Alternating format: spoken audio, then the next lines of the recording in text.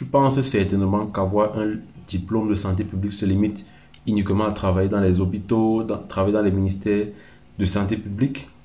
Alors, détrompe-toi. Dans cette vidéo, je vais te montrer 7 métiers passionnants que tu peux exercer en ayant un diplôme en santé publique et en étant bien utile à la société, en étant bien rémunéré, en ayant une carrière passionnante. Alors, dans cette vidéo, je vais te présenter ces 7 métiers inattendus que tu peux exercer avec ton diplôme, ta licence en santé publique ou ton master en santé publique ou alors ton doctorat en santé publique. Alors, reste bien connecté parce que le dernier métier va te surprendre.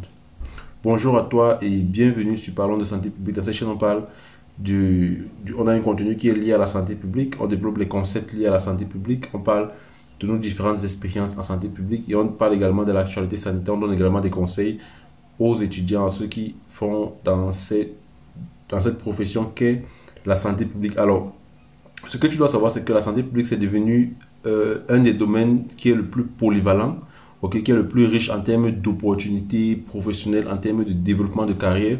Et contrairement à ce que beaucoup de personnes pensent, tu n'es pas obligé nécessairement à travailler dans les hôpitaux, à travailler dans les ministères de santé. Aujourd'hui, il y a beaucoup d'autres industries, beaucoup d'autres opportunités de travail qui s'offrent lorsque tu as fait dans la santé publique. Et beaucoup de personnes qui travaillent généralement dans ce domaine-là ne sont pas au courant des différentes possibilités. Ceux qui commencent leur formation ne sont pas au courant des différentes possibilités qui s'offrent à eux. Alors, quels sont ces différents métiers qui sont passionnants et qui peuvent, et pour lesquels tu peux bien, dans lesquels tu peux exercer et travailler de manière passionnante? Alors, le premier métier, c'est le métier de spécialiste en marketing de santé, ce qu'on appelle en anglais Health Marketing Specialist.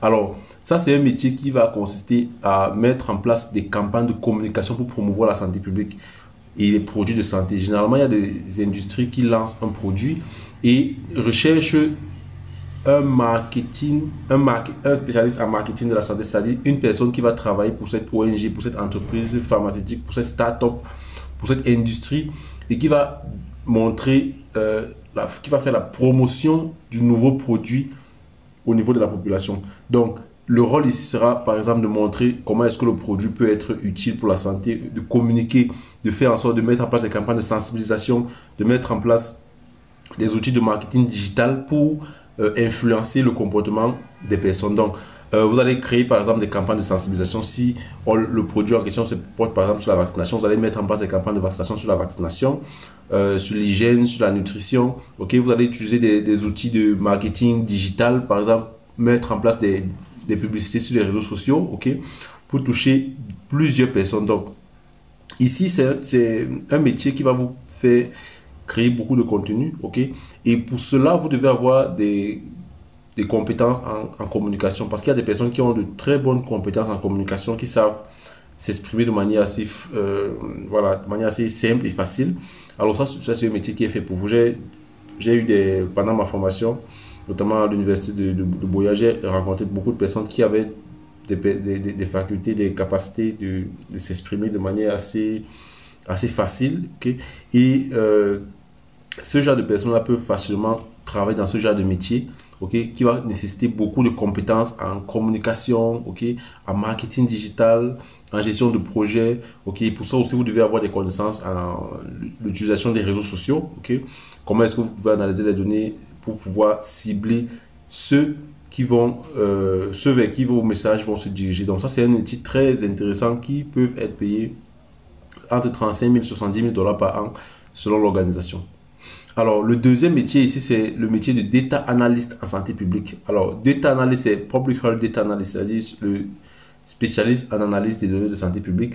Ça, c'est un métier, généralement, lorsqu'on fait santé publique, les étudiants qui font santé publique, généralement, ne s'intéressent pas beaucoup à ce genre de métier-là, parce qu'on se dit, voilà, il y aura un spécialiste, un statisticien avec qui on va se diriger à chaque moment lorsqu'on aura besoin de faire nos analyses de données. Mais vous pouvez, lorsque vous faites santé publique, si vous êtes intéressé par tout ce qui est statistique, vous pouvez travailler dans ce genre de domaine-là, data analyst en santé publique.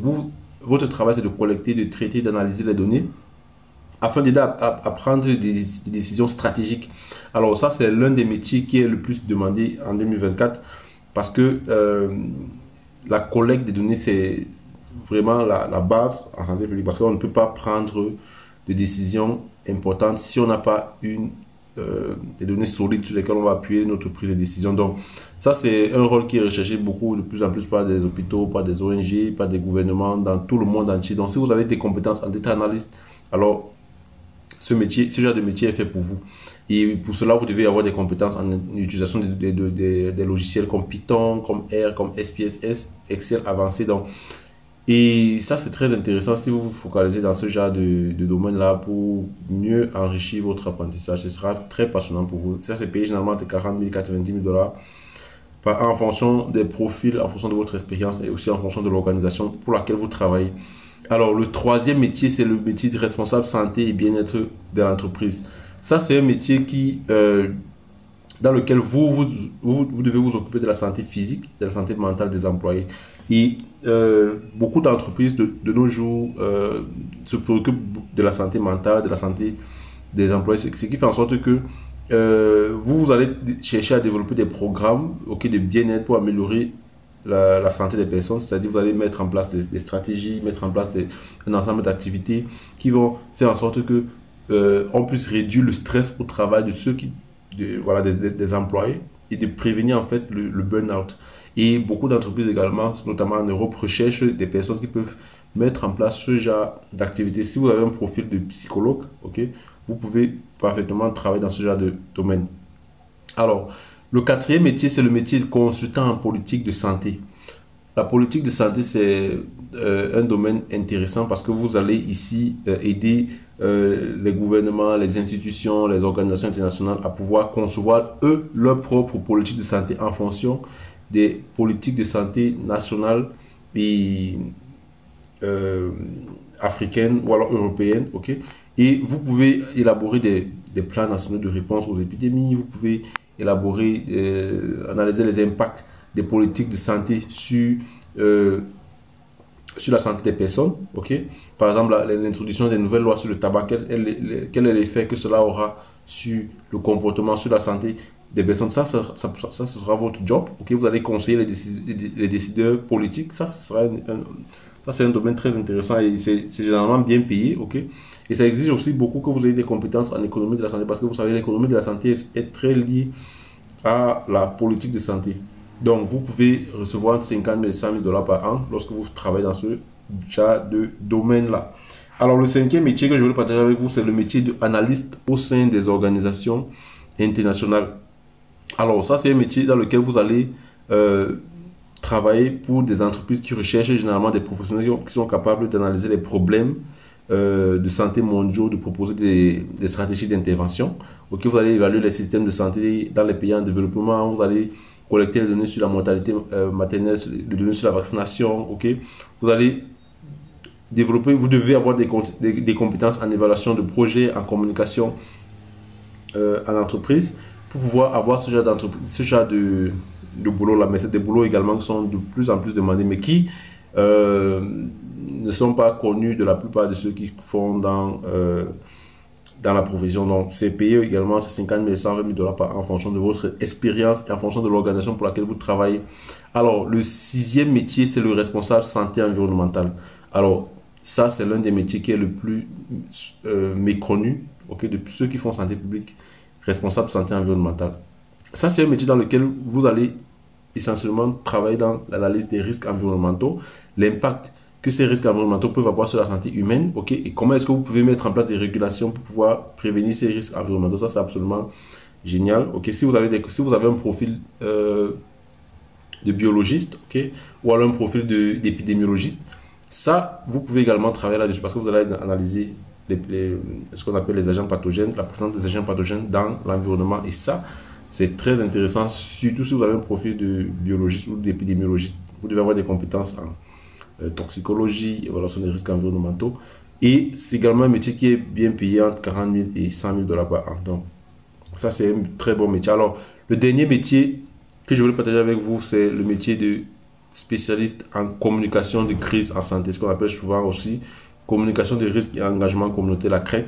Ça, c'est un très bon métier qui vous permet pendant une pandémie, pendant une épidémie, pendant une catastrophe, être celui-là qui va développer les mécanismes d'information, de communication au niveau de la santé, sans créer de la panique. Ok, les experts en santé, en communication de la santé sont absolument essentiels dans ce genre de contexte-là. Si vous avez fait gestion de l'infodémie, si vous êtes spécialiste en gestion de l'infodémie, si vous avez fait dans tout ce qui est journaliste, ok, si vous avez un background en journaliste également, ça peut être important pour vous de travailler là-dessus. Et vous allez généralement écrire des communiqués de presse en cas de crise, vous allez participer à des campagnes de communication du genre aux communications de crise. Ok, vous devez avoir des compétences en communication stratégique, comment savoir comment gérer le stress et prendre des décisions assez rapidement. Et ça, c'est également un métier qui est bien payé. Ok, pas loin de entre 50 et 90 000 $ par an. Donc, voilà les 7 métiers que vous pouvez faire lorsque vous avez un diplôme de santé publique. Ok, le diplôme de santé publique ouvre un large éventail de métiers à votre disponibilité. Il n'y a pas uniquement les hôpitaux ou bien le ministère de la Santé publique. Il y a beaucoup d'autres métiers qui sont dans les organisations internationales, mais il faudrait développer déjà assez d'expérience, essayer de diversifier ses connaissances, ok, pour pouvoir être éligible pour ce genre d'emploi. Ok, je vous conseille de consulter, si vous êtes étudiant, consulter régulièrement les offres d'emploi pour voir quel est le profil qui est généralement recherché afin de pouvoir vous ajuster en fonction de ces profils-là. Donc, pour toi, quel est le métier qui t'a intéressé? Tu peux le mentionner dans la rubrique commentaires. Nous, on se revoit pour une prochaine vidéo. Sentez-vous bien.